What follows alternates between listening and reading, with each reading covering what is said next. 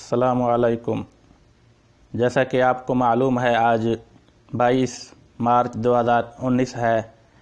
آج کراچی میں نیپا چورنگی کے قریب حضرت مولانا مفتی محمد تقی عثمانی صاحب پر قاتلانہ حملہ ہوا ہے، جس میں وہ بال بچے ہیں، جبکہ ان کے ڈرائیور زخمی اور محافظ سیکورٹی گارڈ شہید ہو گئے۔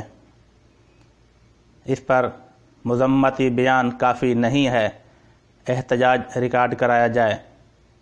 کیا احتجاج کے لیے شخصیات کا شہید ہونا، قتل ہونا ضروری ہے؟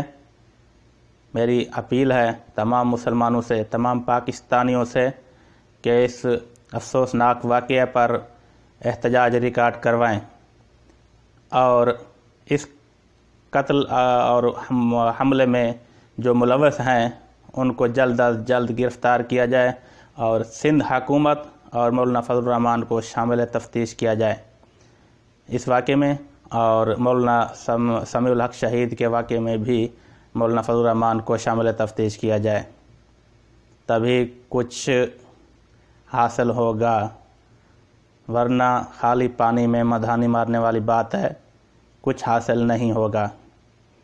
سمجھنے والوں کے لیے اشارہ کافی ہے۔ السلام۔